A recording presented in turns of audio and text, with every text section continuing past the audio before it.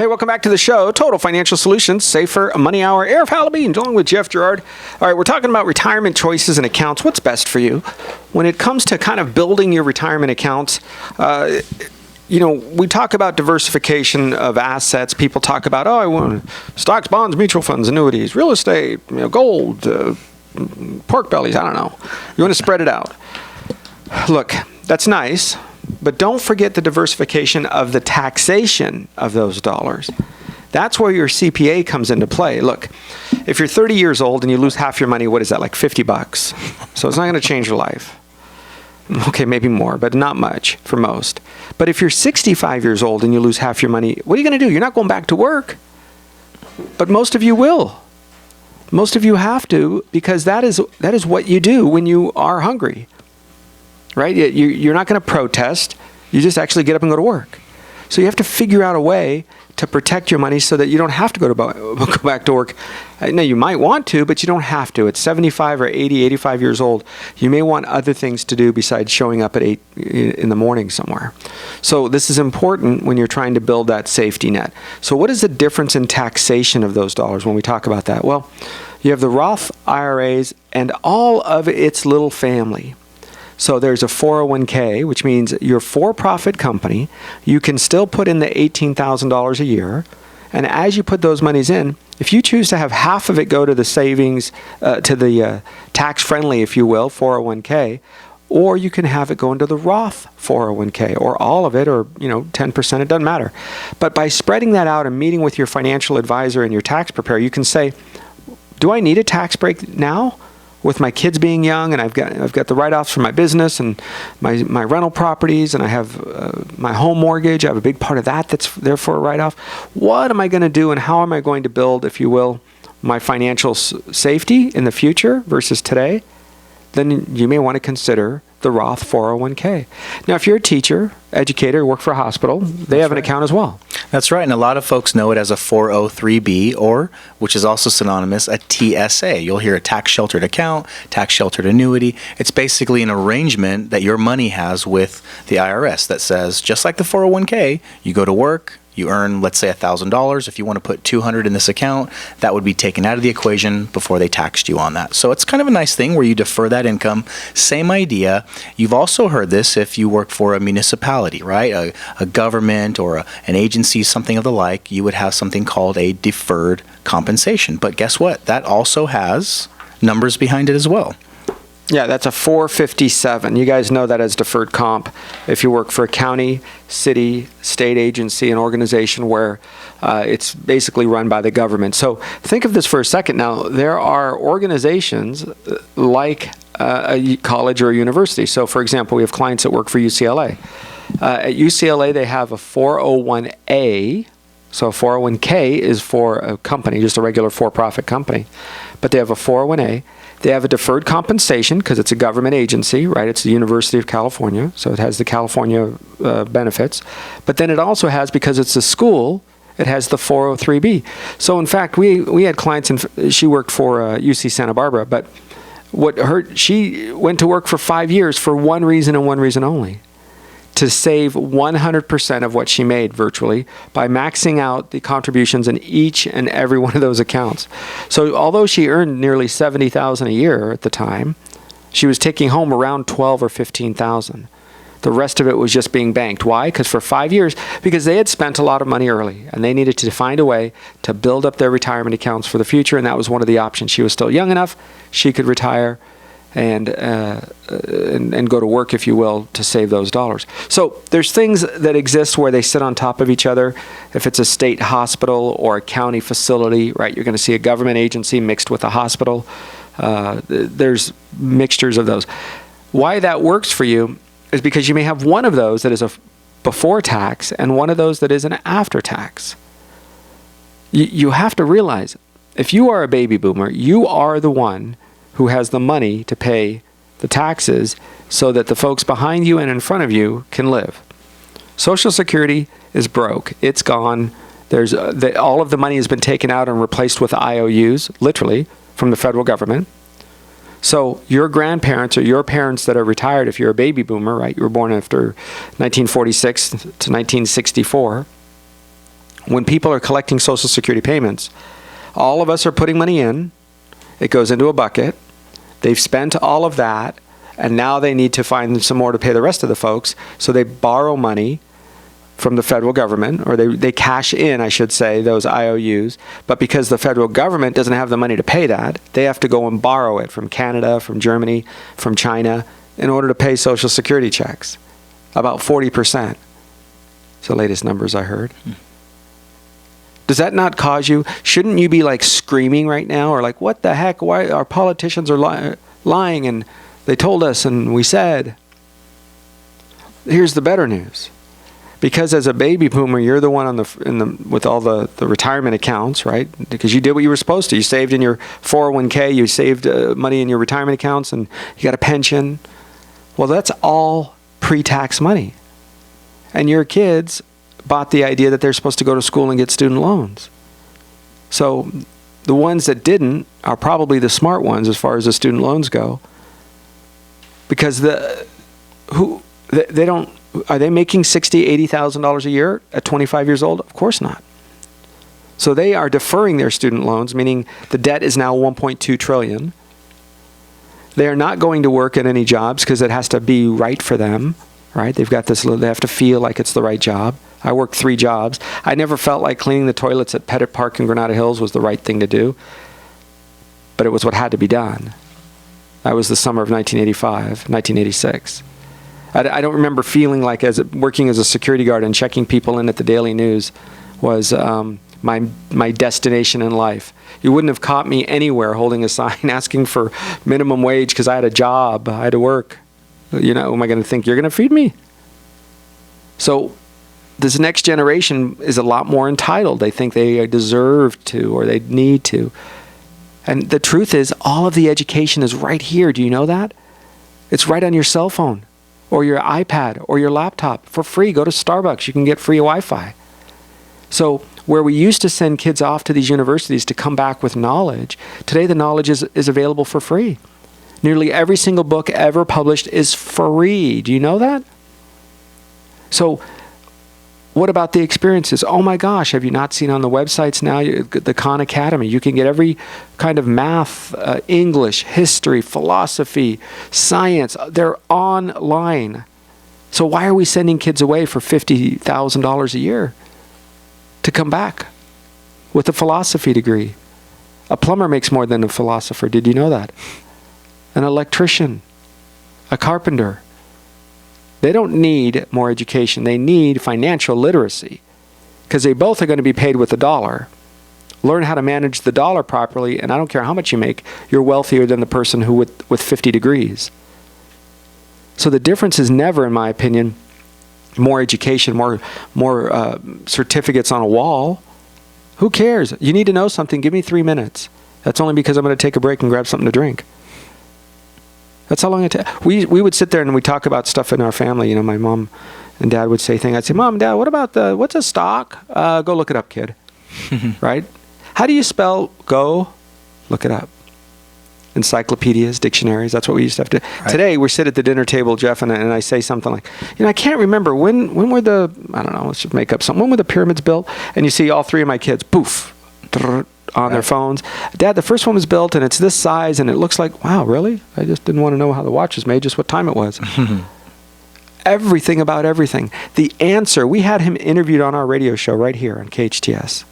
His name is John Scully, former CEO of Apple Computer. Before that, Pepsi. Took Pepsi with its acquisition to Frito-Lay. Do you know Pepsi owns, PepsiCo, if you will, the greater company, owns Taco Bell, Pizza Hut, KFC? Why? Because they said, we need to make sure that we have distribution outlets for our product, Pepsi. Because everybody's buying Coke. McDonald's signed a deal with Coke. Pepsi said, we got to create our own. So how are we going to make sure we're going to own all the steps? That was John Scully involved in that decision. So then he goes over to Apple Computer.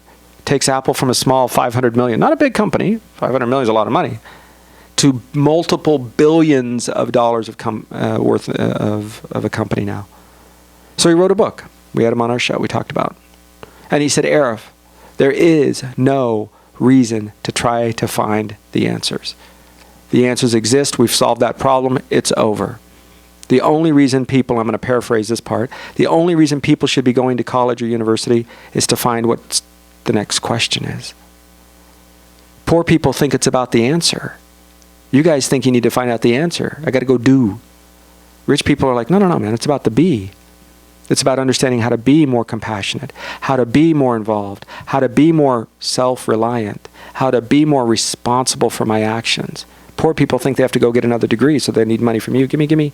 Look at these clowns at the University of Missouri. And I use that word because I can't curse. Unbelievable, self-righteous, arrogant, narcissistic human beings. Not all of them, just the ones that I've seen on TV interviewed. Unbelievable. They took my money and your money, federal tax, student loan money. Not all of them, but I would bet 80%, maybe more, just a guess. And they're using that same money as a poison right back to me. Folks, you have to learn your financial literacy. You have to. You can't count on anybody. It's just not going to happen. The federal government, they can want to do all these things. That's wonderful they want to. There just isn't any money. You think, I got a California CalPERS pension. What's the funding of your CalPERS pension? Do you even know? How much is your Caltrans pension or your CalSTRS teacher pension? Is it fully funded? I get stuff from the police department because I'm part of that organization, and it says, well, congratulations, we are 87% funded. I don't know what the exact number. Let's say it's 87%. 87% funded.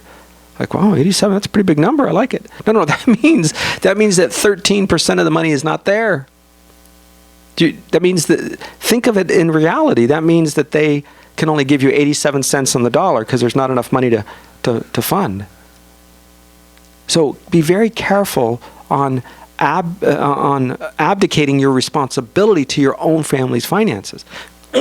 You can say that I'm nice or mean or the way I say it or I just didn't smile or I furrowed my brow or the way you meant. That's all great, and meanwhile, you have to spend money on the gas for to fill your vehicle, and your family needs to eat dinner tomorrow night. Somebody has to stand up for your family, folks. It's not going to be me. It's not going to be the president. It's not going to be the governor. Don't blame them for things they're not responsible for. It's you. Your family requires you. Bring together a team of people, the right financial team, if you will, a CPA, a financial advisor, maybe a retirement guy, maybe an insurance gal. You want them to come together. That's their job. But somebody's got to take care of you and your family. And one of you is probably good at making money because you're listening to this. And maybe one of your spouses, maybe one of you work at night, maybe during the day. But somebody's paying you good money to do something. That's wonderful. But what about the money that you're being paid with?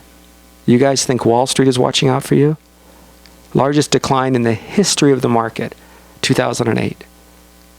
One of the largest bonuses in the history of Wall Street, 2008.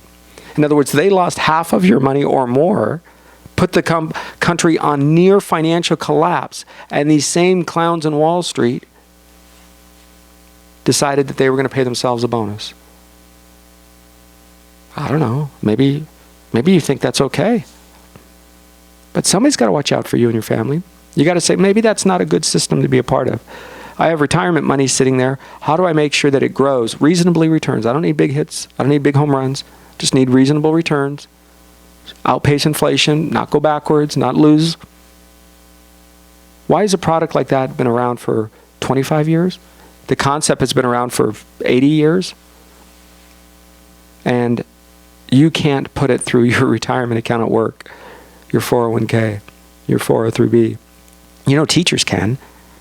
Did you know that? Teachers have access to a type of financial product that normal employees don't.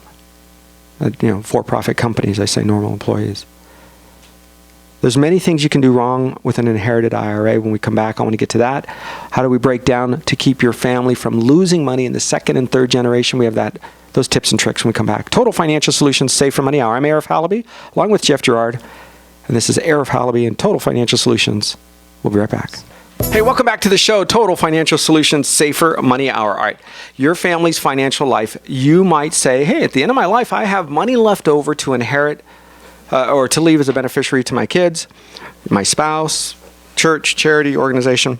What are some of the things you can do to make all that work? Well, first of all, let's talk strategy. right? One of the things I want you to realize is from a strategy standpoint, how do you decide which account to leave? So a lot of times, Jeff, when people leave money to their kids, they say, oh, I'm just going to take it all and divide it down the middle. All right, that's certainly one way. But the other way people will go through and they'll say, what I'm going to do is I'm going to leave this IRA, because it's about the same amount of money. I'm going to leave that to this child. And then, this rental property I have up north, I'm going to leave that to this child. And then you can't. Each one of those has a different taxable responsibility or consequence, I guess that's the word to use, to the recipient of it. And that changes a lot when you're leaving rental property to your children. They get what's called a step up in basis. Now, by checking with your CPA on this, or your tax preparer, you're going to need to understand a couple of things. If I have a house and I leave it, let's say I have a rental property and it has $100,000 equity in it, and I leave it to my son can inherit those dollars as if he bought the house for the price it is today, meaning all that $100,000 is tax-free. Now, if I say, oh, but I have $100,000 over here in an IRA and I'm going to leave that to my daughter, 100% of that is taxed at whatever bracket she is at the time. That's right.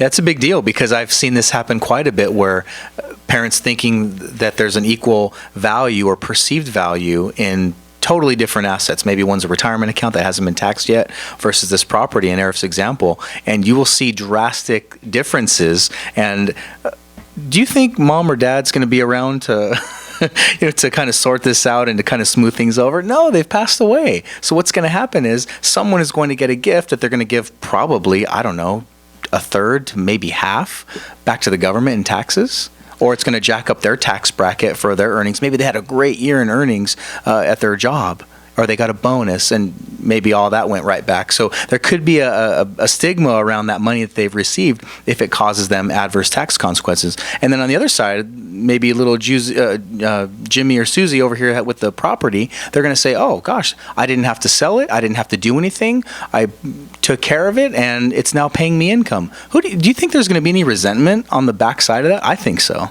Yeah, when you're dealing with this early on, you're generally clearer thinking, right? And the kids don't want to think about it. Don't tell me about it, Mom. I don't want to worry about it. But ultimately, it has to be dealt with. And if you've ever managed or settled a parent or a grandparent's estate, you know the headaches that were left behind. You know how difficult and complicated it was to, especially if it's out of state or out of the area. So you got to fly places and talk on the phone, and there's time changes and settlement. Oh my goodness. But if you can deal a lot with these things early, then your financial life will be a little bit clearer. And you can decide, oh, I want so-and-so to receive this money, and I'm going to be clear about it, and it's done. Now, what is the best of all worlds? What if you wanted to sit down and say, if I want to create something that's the best of all worlds, here's what I do and I would do. Charities are a big part of our lives. That's what we do in our family. So if I want to give money to a particular charity, I would give my retirement account to that charity. After my wife and I, if I'm married and I want to leave it to my wife, or she wants to leave it to me spouse-wise, if you're still married, then when one of you passes away, then that spouse can inherit the money as if it's theirs. So there's no taxes, no issues, it's theirs. But what if you separate or divorce, or one of you passes away first? The second person now says, now I want to leave it to my children. Now, if you have a retirement account and you have a life insurance policy, how do you decide who receives what? Normally, you're going to do it, what most people do is down the middle, or divide it up. But Jeff, what we have seen is when people leave, or when I use me as an example, if I want to leave life insurance to my children and my taxable accounts to the charity, at the end of the day, the beneficiaries actually receive more money. That's right, because you've essentially maximized the tax benefits.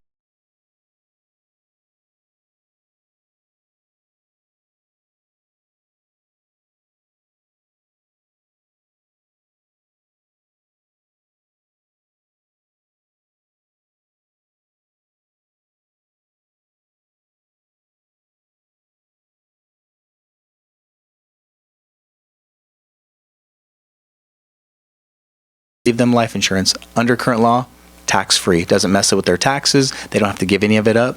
basically whatever the value is at that time. That's what they get. That's a nice thing. And that allows you to decide where you're going to give dollars. Now, here's a big word of caution that I've seen where we have seen people make big mistakes. And it's not to pick on this one entity because many entities will do it, but I do want to illustrate the point. When somebody passes away and they want to leave money to a charity or to an organization, do not put percentages, 20%, 5%, 10%. Don't do that. When you do that, then the lawsuits fly after you pass away. And here's a good example. A percentage was left to the Catholic Church. The Catholic Church gave an assumption that the estate was worth a much larger number. And the heirs said, no, it's worth a smaller number. Because why is it in the best interest of, in this particular case, the Catholic Church to have a higher number? Because 5% of a larger number is a larger number. So there was big disputes. They couldn't resolve it. They both said, different numbers. And there was a lawsuit. How crazy is that? From the church to the estate of the person who's passed away. And of course, the kids are the ones that are the managers of it, or at least one of the kids was. And they had to come to an agreement after all of this mess. And lawyers got lots of money at the end. So don't leave. And I don't care what charity. I'm using the church because this actually happened recently. It can be any organization, the Red Cross, puppies for playtime, or whatever. I don't care. It doesn't matter. Make sure you leave them dollar figures: $5,000, $20,000, $200,000. I don't care, because then that is not a disputed number. The percentages allow people to dispute the whole pie, and that is a difficult thing to be when you're trying to save money, because then the attorneys. Now, if you have two heirs, and the attorneys are being sued, and everybody's getting, all the attorneys are getting a piece of the inherited pile. So you're the one that created the mess, and the money that you wanted to go to the charities or to the kids or to the grandkids is now making sure your attorneys have wonderful summer vacations. That's right. And that's not the goal of leaving money behind in this scenario. So what you would want to do is have that clearly defined. Like Arif's saying, the more you can define, and whether it's through a living trust or some type of document or will, that is part of your estate plan. That can spell out a lot of those things, because leaving a percentage on an account itself, that could fluctuate as well. So you can see kind of the dangers there. The other part I want to touch on, though, in leaving life insurance behind, for keeping a policy intact through the rest of your life, it does something very powerful, I think. Let's say you have $100,000 in a retirement account, right? You had to mostly put your contributions in there. Maybe there's some interest in there. Maybe you had some, good years where it made some money, and maybe some of that belongs to the company, or they put it in as interest. But those were your dollars that sat in that account for a long time that you went without spending. A lot of people, and Arif, you can attest to this, will not spend money on themselves in retirement because they're trying to leave a certain dollar figure to their kids. So they say, look, I'm not going to take the vacation or buy the RV or the boat. I'm going to leave this money to my kids instead, so they can have a good head start in their life, or a nice surprise. Maybe they'll pay for their kids' college. And what do they end up doing with the money? Yeah, then the kids end up going to Europe and buying the fancy car and taking the trip, all the stuff that you wanted to do. That's because right. They don't have any emotional attachment to the money. They're just, hey, thanks, it's free money, and you don't understand, and I deserve, and I want. And whether it's a savings account or a retirement account, whatever you've gone without and you've sacrificed, think of this for a moment. If you could leave $1 and it only cost you 5 cents or 25 cents to leave that dollar, would you not do it? Life insurance is that type of vehicle where you can say, I'm going to pay for a policy. Now, it can be, there are a whole host of different types of life insurance policies out there, and we won't get into that. That's another show. But just know that for the amount of money you put into it, you will reap several benefits above and beyond that. So if you put in, let's say, $1, you might be leaving $20, and now you just put a bunch of zeros behind that. Okay, so think of it like this. You pay for a policy, you pass away, your family will receive a much larger amount than what you put into it. So that's kind of a nice thing. Yeah, it gives you the opportunity to enjoy life and have the freedom, the guilt-free freedom to travel and live the life that you want to live. Because for a lot of folks, especially, I don't know whether it's from my dad's side of the world, which is the Middle East, it's about leaving something to your children. It's about leaving a better legacy. It's kind of the international feeling for a lot of cultures, is leaving that behind. And here's a way to do that without sacrificing personally. Hey, thanks for joining us. Stay with us after the top of the hour. We have news and then more of Total Financial Solutions Safer Money Hour. I'm Arif Halaby along with Jeff Gerard on AM 1220 KHTS. We have next coming up things to do, 5 things to do, key things when you're ready to retire on AM 1220 KHTS.